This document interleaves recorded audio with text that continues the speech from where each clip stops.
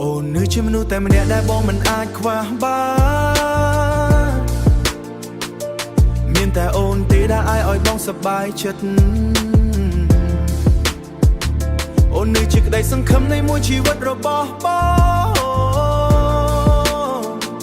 អូននៅជាក្តីសង្ឃឹមនៃមួយជីវិតរបស់បងអូននៅជាក្តីសង្ឃឹមនៃមួយជីវិតរបស់បងទោះឆ្វេងត្រូវហើយឆ្លងសំភ្លើងដើម្បីអូនក៏ព្រម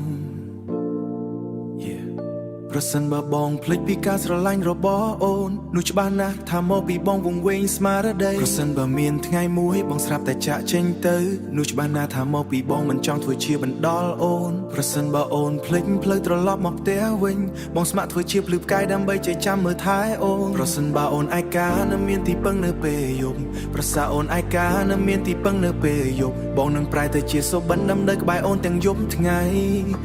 ហើយអូននៅជាមនុស្សតែម្នាក់ដែលបងមិនអាចខ្វះបានមានតែអូនទេដែលឲ្យបងសប្បាយចិត្តអូននៅជាក្តីសង្ឃឹមនៃមួយជីវិតរបស់បងទោះបីត្រូវហេតុសង្ឃឹមនៃមួយជីវិតរបស់ប្រងអូននៅជាមនុស្សតែម្នាក់ដែលបងមិនអាចខ្វះបងអូននៅជាក្តីសង្ឃឹមនៃមួយជីវិតរបស់បងអូននៅជាក្តីសង្ឃឹមនៃមួយជីវិតរបស់បងស្រឡាញ់អូនគឺជាសន្យានឹងប្រែប្រួលប្រសិនបើអូនភ្លេចត្រឡប់មកផ្ទះវិញបងស្ម័គ្រធ្វើជាភ្លឺផ្កាយដែលបងមិនចាំមើលថែអូ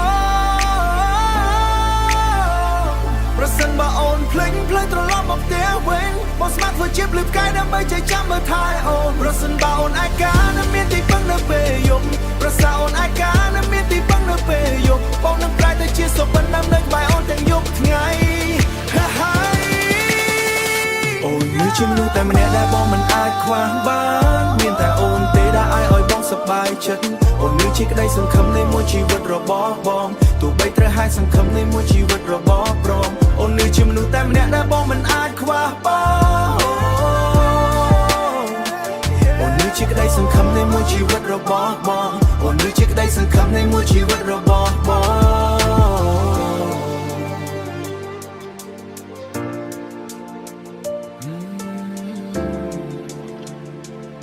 ជាក្តីសង្ឃឹមនៃមួយជីវិតរបស់បង